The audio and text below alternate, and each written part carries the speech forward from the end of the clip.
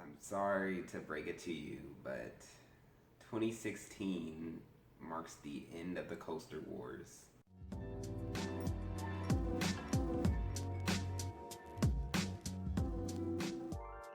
Hey guys, thanks for tuning in to Rob's Rides. It's Rob, keeping it 100 with all things amusement.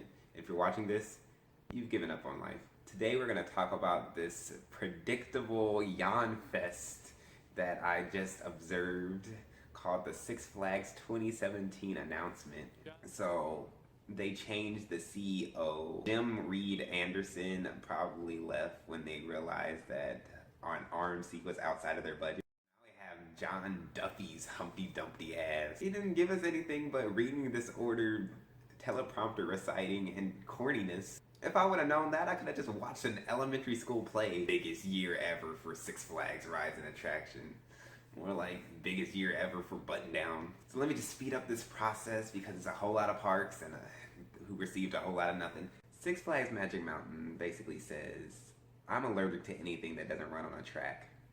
So in 2017, I predicted they would get Usain Bolt. Instead, they are getting the Justice League Dark Ride. I'm not disappointed with that at all. They need a dark ride, and it's a good fit for their park.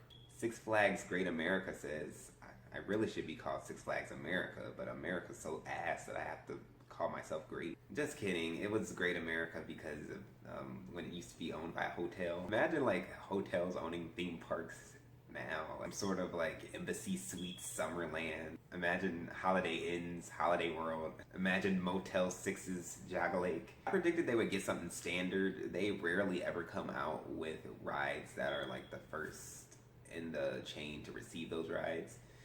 So I was thinking like Larson Looper, a Skyscreamer perhaps. Guess who was right? This guy. They're getting the Joker SNS 40 free spin, which is a chain roller coaster in multiple Six Flags parks already. Six Flags America says, "Make a change, please." They're also holding up a cardboard box and wearing a donated windbreaker from the 70s. I predicted that they would add an attraction just to say that they add an attraction, getting a troika. But knowing that park probably only with 2 arms. They're receiving Wonder Woman's Lasso of Life.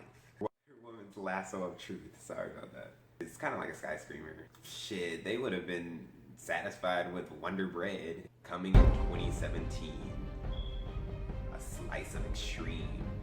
Top off your day. Sandwiched between the best rides in a 20-mile radius. The white attraction we love to ride on. Wonder Bread. The Toaster Loafer.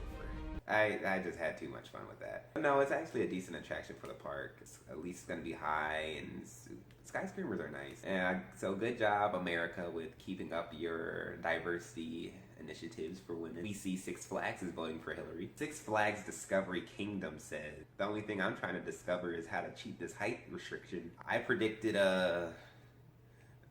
well, just to be honest, I didn't have a prediction for this park. Wonder Woman, Lasso of Truth. But this time, it's a spinning frisbee ride, like Delirium. Like Asshole of Truth. No, I'm satisfied. It kind of fools the height restriction, because rides like that, when you're like flipped upside down, you just seem extra high up. It might actually cheat with an illusion of height. I know Delirium. I remember when they had the Son of Beast. Even now that they have the Banshees, like Delirium, when you're upside down, you look like you're so high, but really, just Six Flags Over Georgia says, Black Lives Matter. So I predicted either a movement or a protest. Instead, they're receiving a Justice League dark ride. Yay, more law enforcement. Six Flags New England says, I definitely don't have any more room on my plate, but I'm still trying to fit something. Everything on that plate will be drenched in greens juice. So I predicted something very narrow, small, maybe not continuous circuit. The Joker. Yay, how exciting. Six Flags St. Louis says, yes, we exist. So I predicted something with a moderate thrill and very forgettable. The problem with that prediction is that they were kind of running out of it. They already have a Larson Looper. They already have a Skyscreamer. They already have a dark ride, Vekoma Boomerang. Damn, you can't get more adequate than that. They're getting Spin Sanity. I don't know how you do this, but you continue to surprise me. I'm done sucking my teeth and rolling my eyes. I'll move on to the next part. Six Flags Great Adventure says, I have animals, so I'm better than you. But they're getting a Justice League Dark Ride, which means you ain't shit like the rest of us bitches. But yeah, I'm not trying to hate on that, because I actually did hear good things about the Justice League Dark Ride. And it seems suitable for Six Flags Adventure, but not Six Flags Great Adventure. I better see a damn hippo walk through Metropolis. Six Flags Great Escape says, please visit me. So I predicted absolutely nothing. Getting bonsai pipelines. Some generic water slide complex. Well, it's something. Sorry, maybe someone will visit you in 2018. Great Escape. What are you trying to escape from? Operation. Flags Fiesta Texas says, whatever we get better be drenched in tequila. So they're getting Thunder Rapids water coaster. You know that's not water.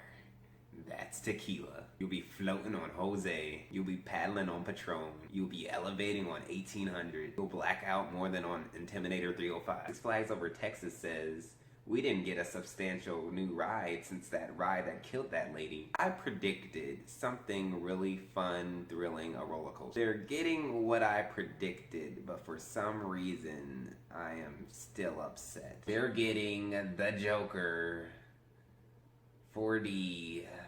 I'm tired of saying what it is. Because Six Flags only owns purple and green paint. Like, this is the one that's the biggest disappointment, even though I doubt I would even go to Six Flags Over Texas next year. It's just like, I feel like they could do better. They say everything's bigger in Texas. I guess they were only talking about your hopes. Everything's not bigger. Everything's average. That's what girls say about me. Ronde says, I'm not in America. So I predicted something basic as fuck. Thailand.